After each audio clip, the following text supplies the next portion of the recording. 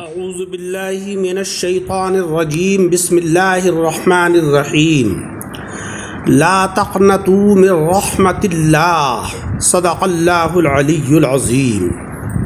سامعین اکرام، قرآن عظیم کا جو حصہ تلاوت کیا ہے اس میں اللہ جل شانہ وعم نوالہ نے فرمایا کہ اللہ کی رحمت سے نا امید نہ ہونا، اللہ کی رحمت سے مایوس ہونا ایسا ہی ہے جیسے کسی بھرے خزانے کے دروازے کی چابی کو اپنے ہاتھوں سے سمندر میں پھینک دینا۔ اللہ کی رحمت کا سمندر اتنا بے پایا ہے کہ اس کا ایک ہی قطرہ سیراب کر دیتا ہے۔ پیارے نبی جناب محمد مصطفیٰ صلی اللہ علیہ وسلم کا ارشاد عالی ہے کہ اللہ رب العزت فرماتا ہے کہ اے آدم کے بیٹے، جب تک تو مجھ سے دعائیں کرتا رہے گا اور مجھ سے اپنی امیدیں اور توقعات وابستہ رکھے گا، میں تجھے بخشتا رہوں گا، خواہ تیرے گناہ کسی بھی درجے پر پہنچے ہوئے ہوں، مجھے کسی بات کی پرواہ نہیں ہے۔ اے آدم کے بیٹے، اگر تیرے گناہ آسمان کو چھونے لگیں پھر تو مجھ سے مغفرت طلب کرے تو میں تجھے بخش دوں گا اور مجھے کوئی پرواہ نہیں۔ اے آدم کے بیٹے، اگر تو زمین برابر گناہ کر بیٹھے اور پھر مغفرت طلب کرنے کے لیے مجھ سے ملے لیکن میرے ساتھ کسی طرح کا شرک نہ کیا ہو تو میں تیرے پاس اس کے برابر مغفرت لے کر آؤں گا۔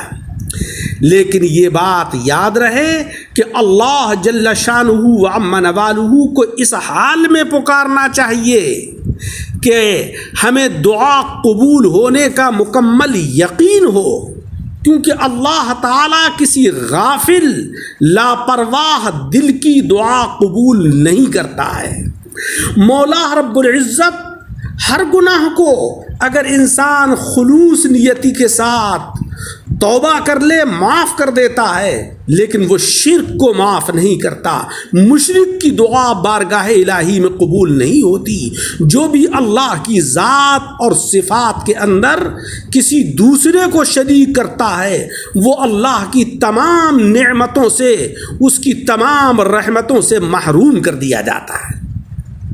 قرآن عظیم میں ہے ادعوا ربکم تضرعا وخفیہ انہ لا يحب المعتدین، اپنے رب کو پکارو گڑ گڑاتے ہوئے اور چپکے چپکے، بے شک وہ حد سے گزرنے والوں کو پسند نہیں کرتا ہے۔ یعنی جو اللہ تبارک و تعالی کی ذات کا انکار کریں، اس کی ذات اور صفات میں کسی کو شریک کریں، مولا رب العزت کو ہرگز ایسے بندے پسند نہیں ہیں۔ تم اپنے دکھڑے اسے سناؤ جو تمہارے دکھوں کو جانتے ہوئے بھی تمہاری زبان سے سننا چاہتا ہے، اس کے غیر کو مت سناؤ کہ جو خود محتاج ہے، بھلا ایک محتاج دوسرے محتاج کو کیا دے سکتا ہے۔ وَأَسِرُّوا قَوْلَكُمْ أَوِ اجْهَرُوا بِهِ إِنَّهُ عَلِيمٌ بِذَاتِ الصُّدُورِ، تم اپنی باتوں کو چھپاؤ یا ظاہر کرو، وہ تو سینوں کی پوشیدگیوں کو بھی بخوبی جانتا ہے۔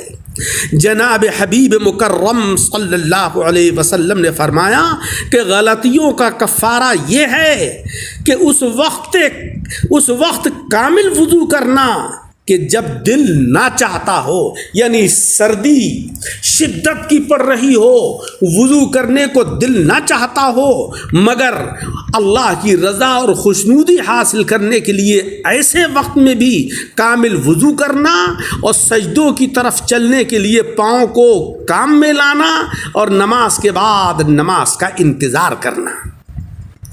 جس نے اللہ رب العزت پر اعتماد اور بھروسہ کیا وہ نہ بیزار ہوا، نہ اس کے پاس کسی چیز کی کمی آئی، نہ وہ گمراہ ہوا، نہ اس نے ذلت اور رسوائی اٹھائی۔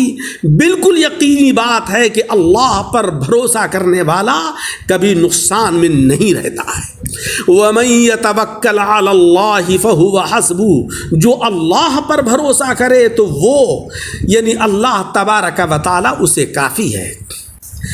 کہتے ہیں کہ کسی کے گھر روز جانے سے عزت کم ہو جاتی ہے، لیکن وہ واحد اللہ کا گھر ہے کہ جہاں روز جانے سے، اس کی بارگاہ میں مانگنے سے، اس کی طرف متوجہ ہو کر خلوص دل سے گڑ گڑانے سے عزت بڑھ جاتی ہے، وقار میں اضافہ ہو جاتا ہے۔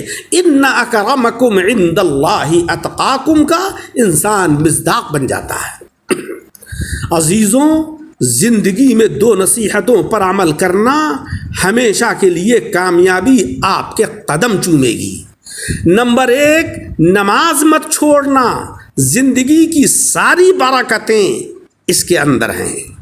نمبر 2، اپنی نظر کی حفاظت کرنا، کیونکہ گناہ کی بنیاد یہیں سے ہوتی ہے۔